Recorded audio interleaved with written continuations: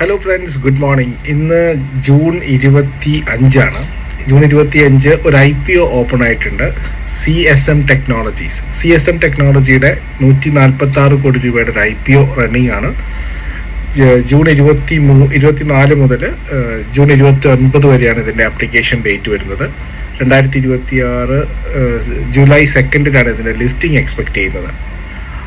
ഇതിൽ 146 കോടി രൂപയുടെ IPO ആണ്. പ്രൈസ് ബാൻഡ് 107-നും 113-നും ഇടയിലാണ്. അതുപോലെ മാർക്കറ്റ് ക്യാപിറ്റലൈസേഷൻ 583 കോടി രൂപയാണ്. 25% ഡയല്യൂട്ട് ചെയ്യുന്നത്.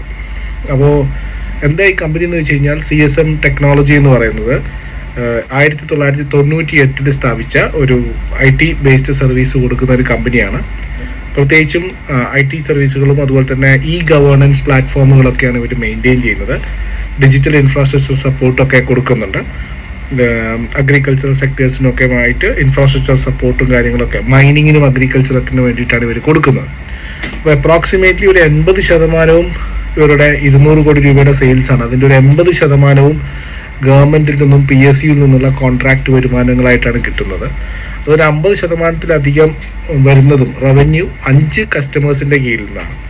അപ്പോൾ അവരുടെ ഓർഡർ ബുക്ക് ഇപ്പോൾ 358 കോടി രൂപയുടെ ഓർഡർ ബുക്കാണുള്ളത്. ഇത് മാർച്ച് 31, 2026 കണക്കാണ്. ഒരു നല്ല മോശമില്ലാതെ ഒരു ബെറ്റർ ആയിട്ടുള്ള ഓർഡർ ബുക്ക് ഇവർക്കുണ്ട്. അതുപോലെ തന്നെ 3-4 വർഷങ്ങളായിട്ടാണ് ഈ ഒരു ഓർഡർ ബുക്ക് സ്പ്രെഡ് ചെയ്ത് കിടക്കുന്നത്. സോ ഒരു മൾട്ടി ഇയർ കോൺട്രാക്ട്സ് ആണ് ഇവർക്ക് കിട്ടിയിരിക്കുന്നത്. അപ്പോൾ അങ്ങനെ ഒരു കോൺട്രാക്ട് ബേസ്ഡിൽ ഈ സപ്പോർട്ട് സർവീസുകൾ കൊടുക്കുന്ന ഒരു കമ്പനിയായിട്ടാണ് നമുക്കിതിനെ കാണേണ്ടത്. കമ്പനിയുടെ റവന്യൂ നോക്കിക്കഴിഞ്ഞാൽ ജിയോഗ്രഫിക്കലി ഒരു ഒറീസ, ബീഹാർ, ജാർഖണ്ഡിൽ നിന്നാണ് ഏകദേശം 80% റവന്യൂ ഈ കമ്പനിക്ക് വരുന്നത്. അപ്പോൾ ഒരു ജിയോഗ്രഫിക്കൽ കോൺസെൻട്രേഷൻ റിസ്ക് ഈ കമ്പനിക്ക് ഉണ്ടെന്ന് നമുക്ക് പറയേണ്ടി വരും. അപ്പോൾ ഈ 146 കോടി രൂപ IPO ആകുമ്പോൾ അതിൽ 56 കോടി രൂപ അവർ ഉപയോഗിക്കാൻ പോകുന്നത് വർക്കിംഗ് ക്യാപിറ്റൽ, അവരുടെ ഡേ ടു ഡേ ആവശ്യങ്ങൾക്ക് വേണ്ടിയിട്ടാണ്. അതുപോലെ തന്നെ 23 കോടി രൂപ അവരുടെ ഡെറ്റ് റീപേയ്മെൻറ്റ്, കടം തിരിച്ചടക്കാൻ വേണ്ടിയിട്ടാണ് ഉപയോഗിക്കുന്നത്. കമ്പനിക്ക് ഇപ്പോൾ ഒരു മൊത്തം 70 കോടി രൂപയുടെ കടമുണ്ട്. അതിൽ 23 കോടി രൂപ ഇവർ ഇതുവഴി ഈ ഒരു IPO വഴി റീപേ ചെയ്യുന്നതാണ്. ഇനി ഇതിൻ്റെ കമ്പനിയുടെ ഫിനാൻഷ്യൽസും കാര്യങ്ങളൊക്കെ നോക്കുന്ന സമയത്ത് കഴിഞ്ഞ 2023 മുതൽ 2025 വരെയുള്ള സാമ്പത്തിക വർഷത്തിൽ റവന്യൂ സെയിൽസ് 12% CAGR ഗ്രോത്ത് കാണിച്ചിട്ടുണ്ട്. അതായത് 199 കോടി രൂപ. അതുപോലെ തന്നെ പ്രോഫിറ്റ് ആഫ്റ്റർ ടാക്സ് നോക്കിക്കഴിഞ്ഞാൽ 2025 ഏകദേശം 16 കോടി രൂപയാണ്. 2022 ടു 2022 മുതൽ ഇങ്ങോട്ട് നോക്കുകയാണെങ്കിൽ 14 കോടി രൂപയുടെ പാറ്റാണ്, 16-14 കോടി രൂപയുടെ പാറ്റാണ് ആവറേജ് റെക്കോർഡ് ചെയ്തിരിക്കുന്നത്. കഴിഞ്ഞ 9 മാസത്തെ കണക്കെടുത്ത് നോക്കുന്ന സമയത്ത് റവന്യൂ 166 കോടി രൂപയും പ്രോഫിറ്റ് ആഫ്റ്റർ ടാക്സ് 15 കോടി രൂപയാണ്. അതായത് ഒരു 9% നെറ്റ് മാർജിനുള്ള ഒരു ബിസിനസ് എന്ന് പറയാം. ഒരു ഷെയറിന് ഏകദേശം 3 രൂപ 80 പൈസ കമ്പനി ഉണ്ടാക്കിയിട്ടുണ്ട്. കമ്പനിയുടെ ഡെറ്റ് നോക്കിക്കഴിഞ്ഞാൽ ഏകദേശം 70 കോടി രൂപയുണ്ട്. കമ്പനിയുടെ കയ്യിൽ ക്യാഷായിട്ട് ആകെ 5 കോടി മാത്രമേ ഉള്ളൂ.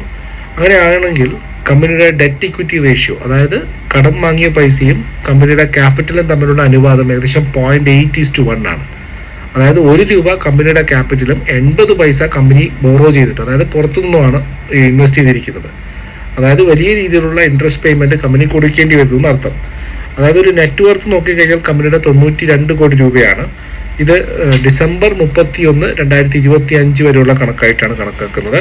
അതുപോലെ തന്നെ ഇവരുടെ സർവീസ് കൊടുത്തതിന് ശേഷം റിസീവബിൾസ് കൂടുതലായിട്ടാണ് വരുന്നത്. അതായത് കമ്പനിയുടെ റിസീവബിൾസ് ടേൺ ഓവർ റേഷ്യോ ഏകദേശം 5.6 ആയിരുന്നു. അതായത് ഒരു വർഷത്തിൽ 5.6 തവണ ഇവരുടെ കടക്കാരിൽ നിന്നും ഇവർക്ക് പൈസ കിട്ടുമായിരുന്നു. പക്ഷെ അതിപ്പോൾ 2.6 ആയിട്ട് കുറഞ്ഞിട്ടുണ്ട്. അതായത് ഇത് സർവീസ് പ്രൊവൈഡ് ചെയ്യുന്നുണ്ട്, പക്ഷേ പണം കിട്ടാൻ ഒരുപാട് ലേറ്റ് ആവുന്നുണ്ടെന്നാണ് ഈ ഒരു റേഷ്യോ കാണിക്കുന്നത്.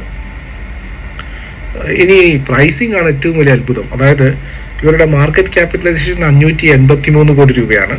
പ്രൈസ് ടു ഏർണിങ്സ് നോക്കുകയാണെങ്കിൽ 22x ഇവർ പ്രൈസ് ചെയ്തിരിക്കുന്നത്. ഇവരുടെ ഒരു ഷെയറിന് ഏകദേശം 107 മുതൽ 113 രൂപയാണ് പ്രൈസ് ചെയ്തിരിക്കുന്നത്. അപ്പോൾ ഇവരുടെ പ്രൈസ് ടു ഏർണിംഗ് മൾട്ടിപ്പിൾസ് ഏകദേശം 22x ഫിക്സ് ചെയ്തിരിക്കുന്നത്.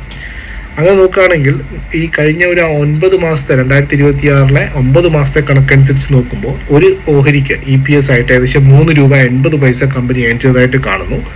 ഇതൊരു എക്സ്ട്രീംലി ഹൈ വാല്യുവേഷനാണ്. കാരണം 200 കോടി രൂപയുടെ സെയിൽസാണ് ആനുവലി ഈ കമ്പനിക്കുള്ളത്. 27 വർഷത്തെ ബിസിനസ് പാരമ്പര്യമുള്ള ഒരു കമ്പനിയാണ് ഇപ്പോഴും 200 കോടി രൂപയുടെ ടോപ്പ് ലൈനുമായിട്ട് നിൽക്കുന്നത്. അതായത് ഒരു single digit net margin 9.7% margin മാത്രമാണുള്ളത്. റിട്ടേൺ ഓൺ ഇക്വിറ്റിയും 10% താഴെയാണ്. അതായത് ഇന്ത്യയിലെ ഏറ്റവും വലിയ സോഫ്റ്റ്വെയർ കമ്പനിയാണ് TCS. ആ TCSന്റെ പ്രൈസ് ടു ഏർണിങ്സ് പോലും 15 അവിടെയാണ് ഇവർ 22 പ്രൈസ് ചെയ്തിരിക്കുന്നത്. സോ CSM ടെക്നോളജി എൻ്റെ ഒരു അഭിപ്രായത്തിലൊരു നാനോ ക്യാപ് പ്ലെയറാണ്. ഏറ്റവും ചെറിയ നിലവാരത്തിൽ വരുന്ന ഒരു നാനോ ക്യാപ് കമ്പനിയാണ്. സോ ഒരു എന്താണ് AI പ്രശ്നം ആ സെക്ടറിൽ ഓൾറെഡി കിടപ്പുണ്ട്. വലിയ വൻമരങ്ങൾ തന്നെ വീണുകൊണ്ടിരിക്കുകയാണ്. അപ്പോൾ അതിന് പുറമെ ഈ ഒരു എക്സ്പെൻസീവ് വാല്യുവേഷൻ എനിക്ക് തോന്നുന്നു അവോയ്ഡ് ചെയ്തിട്ട് നമുക്ക് വേറെ കമ്പനികൾ നോക്കാം. നല്ല നല്ല വാല്യുവേഷനുള്ള എക്സിസ്റ്റിംഗ് ആയിട്ടുള്ള കമ്പനികൾ തന്നെ ഉണ്ടല്ലോ. എന്തിനാണ് വെറുതെ പൈസ കൊണ്ടുപോയിട്ട് CSM ടെക്നോളജി എന്ന് പറയുന്ന കമ്പനിയിൽ വെയിറ്റ് ചെയ്യാമെങ്കിൽ നമുക്ക് ചെയ്തിട്ടൊരു IT കമ്പനി എനിക്ക് തോന്നുന്നില്ല വലിയ പ്രശ്നം ഉണ്ടാകും, വലിയ ഒരു ഗുണം ഉണ്ടാകുന്നു. So I will not suggest. നിങ്ങൾക്ക് താല്പര്യമുണ്ടെങ്കിൽ നിങ്ങളുടെ ഫിനാൻഷ്യൽ കൺസൾട്ടൻസുമായിട്ട് കൺസൾട്ട് ചെയ്തതിന് ശേഷം വേണമെങ്കിൽ ഇൻവെസ്റ്റ് ചെയ്യാം. So I will not recommend. I am not going moving. I am not proceeding with this. Thank you.